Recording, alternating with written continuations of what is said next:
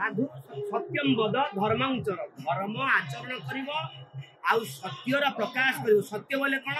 ना गीता भागवत जो शास्त्र अच्छी या सत्य ये देव देवंकर बाणी हूँ सत्य आउ आम मन गड़ा कहानी शास्त्र को छाड़ी आम जहाँ कह मिथ्या आपड़ ए बी सी की जहाँ बोले ताहा गोटे वार्ड जो हेब ना से भाव में आम जहाँ कहीदेवा सत्य नुहे ताहा वेद वेदांत को नेला कथाटा मिसिला सत्य। नमस्कार खंडगिरी एवं चलचंचल खंडगिरी बर्तमान अनेक साधु सन्थर एकत्र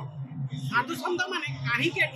एकत्र यही समय आम मन को आसूची अनेक प्रश्न भेट हो गले जड़े साधु जो साधु दीर्घ दिन धरिकी सनातन डिंडिम पिटती कहती सनातन धर्म एवं विपदगामी से व्यक्ति को आम भेट हेलु यही स्थान में तेरे आसतु जाना कौन कहते सनातन धर्म को नहीं आगे आप परिचय आम जय जगन्नाथ आम ब्रह्मचारी विश्वचैतन्य आम उत्कल माटी जन्म हो निजी गौरवान्वित कर जगन्नाथ चाकर हिसाब से सारा भारत वर्ष में सेवा करी आम काम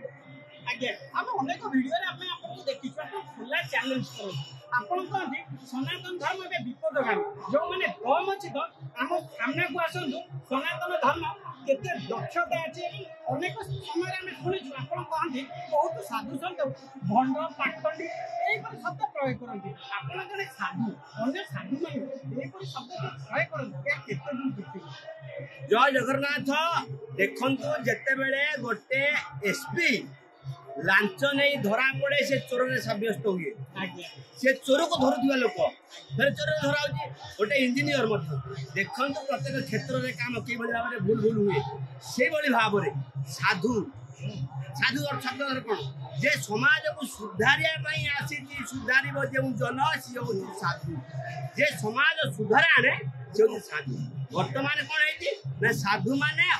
असाधुर आचरण कौन तर लक्षण अच्छे जो प्रकार आप कहले साधु मैंने बर्तमान असाधु तो असाधुर लक्षण मैंने देखा मिलती असाधुर लक्षण कौन गोटे उत्तम साधुर लक्षण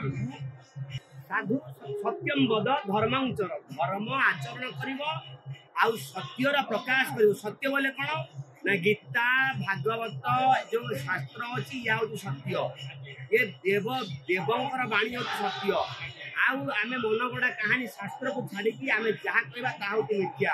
आपड़ ए बी सी की जहाँ बोले ताहा गोटे वार्ड जो हेब ना से भाव में आम जहाँ कहीदेवा सत्य नुहे ताहा वेद वेदांत को नेला कथाटा मिसिला सत्य। वर्तमान खाली झाड़ फुंक आगे वेदांत वाक्य तो सदा रखत वेद वाक्यटा हूँ अकाट किंतु वर्तमान आम सब भूलीगला मालिका को आम अस्वीकार करवा ना किंतु आम भागवत देखु यदि आप देखिए द्वादश स्कंद भागवत कलिर वर्णना भल बागे अच्छे आप भावुँ ये 13 अध्याय पढ़ी जाइए सी जानी कलिगटा कौन हम से मालिका संस्कृत भागवत अच्छे गीतार आपणकर प्रथम अध्याय 39 40 41 42 ये श्लोक जापे अंतर्भुक्त करे किंतु ये भी आम निज हजि जाइए भांगू ना आज सनातन विपद मुखर आप केमती सनातन हूँ दयार दया शांति ये जो भाव आ गए सनातनी भितर सब प्रचुर परिमाण अच्छी कि गोटे निष्क्रिय हो जाए कहीं देखु आम बर्तमान कि गोटे पाँच जंगल में निआ लगे दौ जंगल यह सनातन काम नुहे समस्त को सर्वधर्म रक्षित सर्वधर्म रखापी गोटे सनातनी जन्म हो वर्तमान धर्म नष्ट कर जंगल पहाड़ आपको जो नष्ट करवा ये सनातन काम नुहे सनातनी देखो दर्शन में था अरण्य पर्वत गिरी सागर जो सरस्वती ये सब सनातनी ये सब धर्म वर्ण था सनातन धीरे धीरे देखते आज्ञा किभली भाव में आज आम ए बहुत साधु मैंने बर्तमान साधु मैंने सब घरे रही गोटे जो तारीख मैंने कहबानी आम से कथा समस्ते साधु आप साधु ये किए आसते मेला को बिना साधु समूह बिनु अभिनव मोरतनु आपण मैंने सब ऋषिमुनि मानकर गोत्राधिपति आपण मान गोत्र अच्छे आप सब साधु मान आम से साधु मान गोत्राधिपति धीरे धीरे धीरे धीरे आज विपद काम आपण कथा कहूना देखो ଆପଣ ଯେଭଳି ଭାବରେ ଆମକୁ ପ୍ରଶ୍ନ କଲେ ଆପଣ ସମସ୍ତଙ୍କୁ ପ୍ରଶ୍ନ କରନ୍ତୁ ବେଳେ ବେଳେ ଯିଏ ବି ଆସୁଛି ଆପଣ ତାକୁ ପଚାରନ୍ତୁ ଆପଣ ଜାଣନ୍ତୁ ମୁଁ ଜନ୍ମ ହୋଇଥିବା ମୋ ମାଟି ମୁଁ ଏଇ ଏମ୍ସ ମେଡିକାଲ ସିଜୁଆ ପାଖରେ ଜନ୍ମ ହୋଇଛି ଆପଣ ପଚାରନ୍ତୁ ଆମ ଜୀବନ କାଳ ଭିତରେ ଗୋଟେ ଭୁଲ ଯାଇଥାଏ ଆପଣ ଯାଇକି ଆମ ଗାଁ ଥିବା ଲୋକମାନଙ୍କର ଆମ ତଥ୍ୟ ସଂଗ୍ରହ କରନ୍ତୁ ମୁଁ ମୋ ପରିଚୟ ଦେଲି ଆପଣ ଅଞ୍ଚଳ ପଢ଼ନ୍ତୁ କାଳେ ଆମେ ଭୁଲ ଥିବୁ ଆମେ ମଧ୍ୟ ଭୁଲ ଆମେ ଠିକ ନୁହଁ ମଣିଷ ମାତ୍ରା ଭୁଲ କିନ୍ତୁ ଏମିତି ଭୁଲ କରିବା ନାହିଁ ଯାହା ସମାଜକୁ କୁବାର୍ତ୍ତା ଦେବ ଆଜ୍ଞା ଆପଣ କହିଲେ ମଣିଷ ମାତ୍ରକେ ଭୁଲ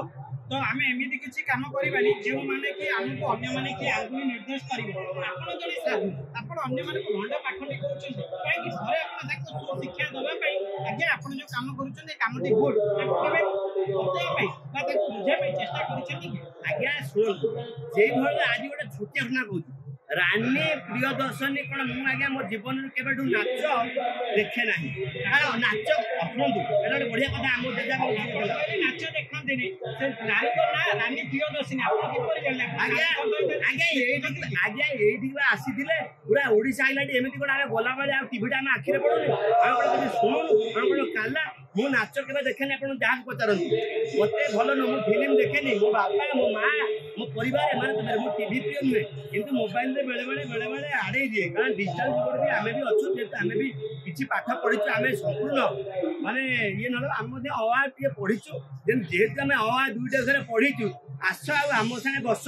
ଆମେ ମଧ୍ୟ ବେଳେ ମୋବାଇଲଟା ଖେଳେଇ ଦେଉ ବେଳେ ଦେଖାଯାଏ ଆମକୁ ଭଲ ଲାଗେନି କିନ୍ତୁ ଲୋକ ମଧ୍ୟ ଆକୁ ବହୁତ ଲୋକଙ୍କର ଗ୍ରହଣୀୟ ଜାଗାରେ ଆଜି କେତେ ସାହସ ଦେଖନ୍ତୁ ମାନେ ଖଣ୍ଡଗିରି ମନା କରାଗଲା ସେ ଗଲା ସେଥିରେ ଆମର କିଛି ଯାଆସ ନାହିଁ ଏଠି ସାଧୁସନ୍ଥ ମାନଙ୍କୁ ପୁରା ପଳେଇ ଆଇଲା ଗୋଟେ ଗେରୁଆ ପିନ୍ଧି ମାଳି ପକେଇ ଯଦି ପୁରା ମାତାଜୀ ଯଦି ଏମିତି ଲୋକ ଆସି ପହଞ୍ଚିବେ ଆପଣ କଣ କରିବେ ତା ସାଙ୍ଗରେ ଆଜିକା ଡେଟ୍ରେ ଯେମିତି ନାରଦ ସେ ସମୟରେ ଦେବତା ମାନଙ୍କର କଳି ଲଗେଇବା ଦେବତା ଆଉ ମନୁଷ୍ୟ ମାନଙ୍କ ଭିତରେ ବା ଅସୁର ମାନଙ୍କ ଭିତରେ ନାରଦର ଭୂମିକା ପ୍ରବଳ ଥିଲା ଆଜିକାଲି ସମାଜ ଭ୍ରଷ୍ଟ କରିବା ପାଇଁ ମିଡିଆ ସ୍ୱତନ୍ତ୍ର ଭାବରେ ମିଡିଆ ସେଲ୍ ଦାୟୀ ମଧ୍ୟକୁ ଜଣେ ନାରୀ ଯିଏକି ଆପଣଙ୍କର କୌଣସି ସାଧୁ